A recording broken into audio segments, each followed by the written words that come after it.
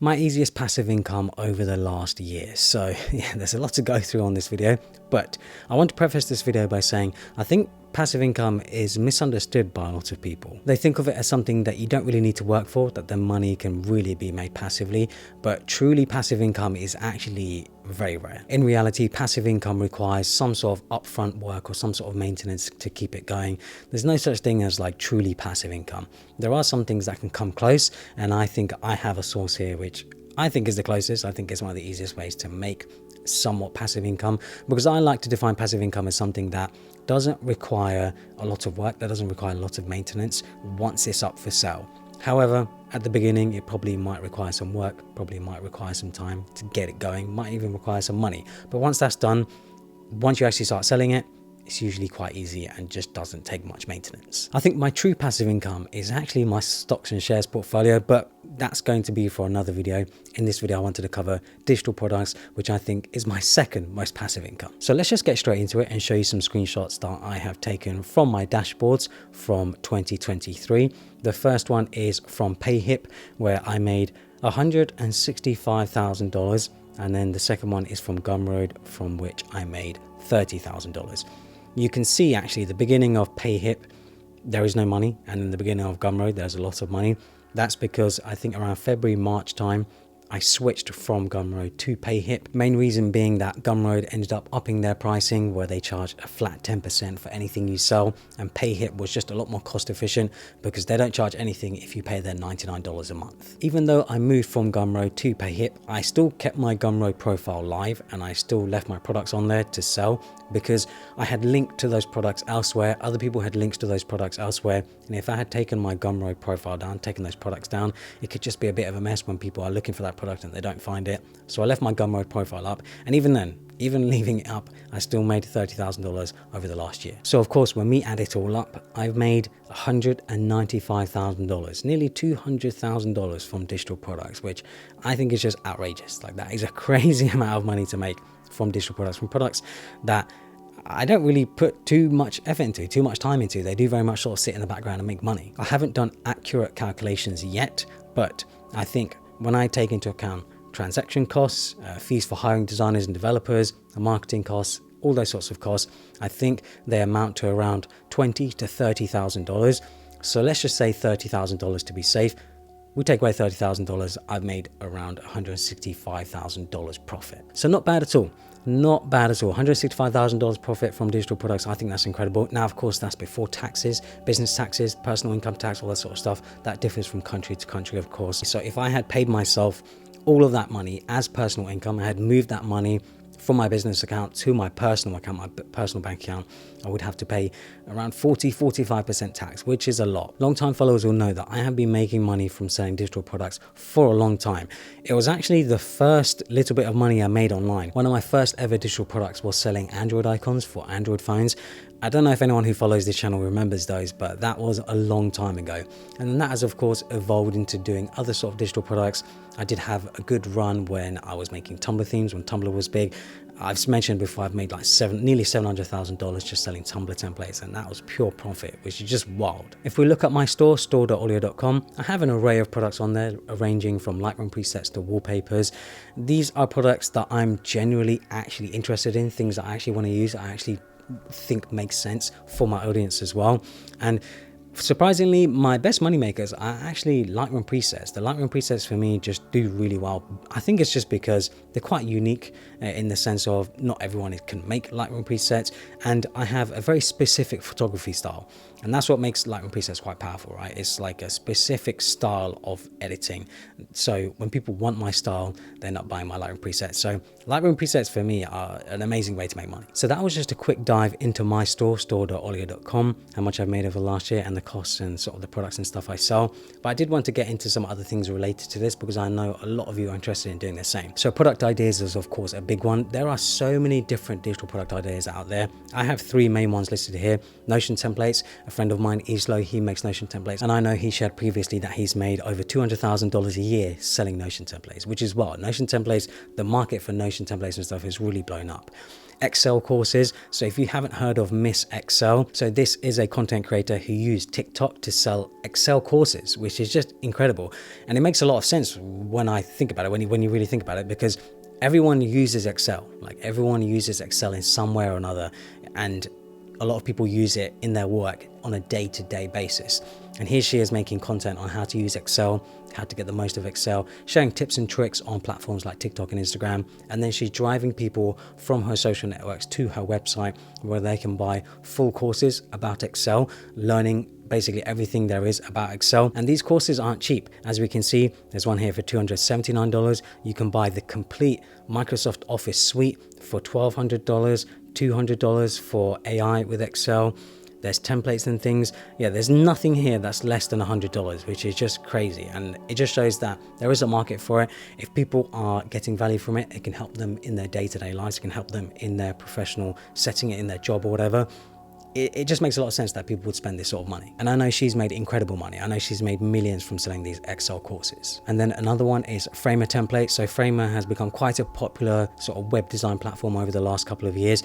Cedric makes Framer templates, and I know he's making around $30,000 a year from selling Framer templates, which again is just incredible because for him, that's just a bit of side income. He does web design work as a living for clients, and he has templates and stuff that he makes all the time, and he thought, why not sell these templates as well? And he's making a good side income from it. But those are just 3 ideas. There are a ton more digital product ideas. I've actually done a few videos on my channel sharing those digital product ideas. However, what if you don't have the skills? What if you're very much at the beginning, you don't really know where to start? Well, that's where a platform like Skillshare comes in, who are also sponsoring this video. I've been a big advocate of Skillshare over the years. I've recommended it a ton in the past. They have thousands of classes to choose from industry pros across film, illustration, design, web development, and much, much more. I keep saying that the best way to invest is to invest in yourself, leveling up your skills, leveling up your knowledge. Skillshare is perfect for that. Skillshare has put together a ton of different learning paths for all sorts of skills.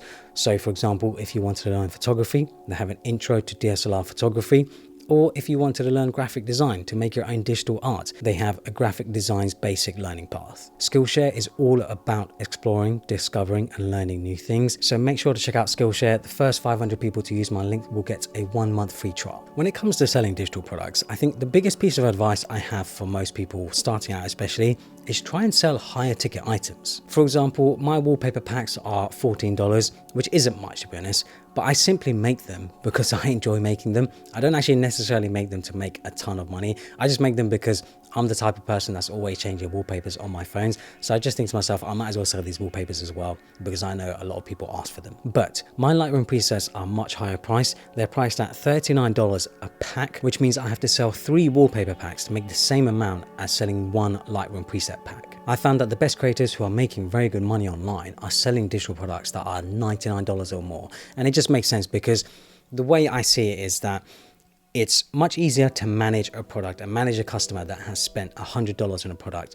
than 10 customers that have spent $10 on a product. Unfortunately, many creators make the mistake of trying to make their product as cheap as possible, and they think they should be competing in price, but I really do think that's a massive mistake. It just doesn't make financial sense to do that. I've actually found from talking to other creators that it's actually easier to sell a higher ticket item as long as you have the knowledge and the skills to back it up. When it comes to platforms for selling digital products, I'm currently using PayHip for my store, store.olio.com, and the main reason why is because it's the most cost efficient for me, and it also handles EU VAT, which can be a bit messy because I don't really want to be hiring an accountant to handle the VAT for me. PayHip does that all for me. But the other platform I would highly recommend is Sellfy if you're not really too concerned about EU VAT, and I think it actually makes a lot of sense for creators because it's easier to use than PayHip and it has a bunch more features. Now, the big question I get asked is, how do you market these products? How do you get people to buy these products? So there are a few ways in which you can market these products. I have written down here organic search, so SEO, social media marketing, like making content, and then paid marketing. I think those 3 are the sort of main and easy ways sort of that most people know. Unfortunately, sales just don't come out of thin air. You do have to market your products. You do have to get them out there, get them in front of people so that they actually buy them. It amazes me how many people create a product and then just wait. thinking that they're going to randomly just get to sell. It just doesn't make any sense. Nothing is ever going to sell. Nothing is ever going to get in front of anyone unless you market it. And marketing isn't a bad thing. I think a lot of people see marketing as this sort of dirty, sleazy thing. Not at all. I don't think people realize that most of the things that they buy today are due to marketing. You've seen it somewhere. Maybe you've seen a review about it. Maybe you've seen someone else use it. That's technically all marketing. That's what marketing is. Marketing isn't a bad thing. And if you have a product that's valuable or useful to someone, then you should be marketing it. I feel like you should be getting that in front of people because it can be useful to someone. The easiest way to, of course, get started with marketing is to do paid marketing. If you have money, paid marketing is just the easiest and quickest way to get in front of a lot of people. But of course, it requires capital upfront. Unfortunately, there's no such thing as free marketing. You're either going to pay for it with money with paid marketing, or you're going to be paying for it with time by making content about your products. So when it comes to marketing for my own products, I like to do marketing in a sort of indirect way. So I've listed here, for example, my iPhone photography tutorial that I have on my main channel. That video has got like over 1 million views. I think it's got 1.5 million views, something like that. Most of those views have actually come from people who don't follow me. And what I've done is, in that video, I've basically given information away for free. So I'm teaching people how to set up an iPhone for taking better pictures, how to take better pictures, how to edit those pictures. And like I said, I'm giving away that knowledge for free. And then I just plug my product in there. I say that I have some Lightroom presets. People don't have to buy them to get amazing pictures with their iPhone. The only side benefit of buying those presets is that you get the same look that I get when it comes to editing those pictures. And that's all it is. And by doing that, I've sort of marketed my product in an indirect way, but also given away knowledge for free. And I do the same with my wallpapers. So maybe I'm doing an iPhone review, a MacBook review, or just showing a setup or something. I'll have my wallpaper there because I'm already using that wallpaper. It might as well be a wallpaper that I've made myself. And it's just another way for me to indirectly market my products. I'm not necessarily just making content directly promoting these products because those aren't really going to get engagement. Those aren't really going to get many views or anything like that. Instead, I'm showing these products as I use them in my own content. Now, some of you will be asking, but Olia, I don't have an audience. Where do I even start? Well, make one. I feel like if you don't have the money for paid marketing, the only option you have is to do organic SEO marketing or social media marketing, because that's how I started. I didn't have any money for paid marketing at the beginning. I was just like most other people, completely broke, didn't have any money, didn't really know where to start. But I started making content for social media, and then it sort of just evolved into making digital products and sort of marketing my digital products that way. So if you don't have an audience and you don't have money, then I really do think that making an audience is where you've got to start. At the beginning, of course, it's slow, and it was slow for me. It took me a couple of years to get the hang of making good content, making digital products and making money from that sort of thing.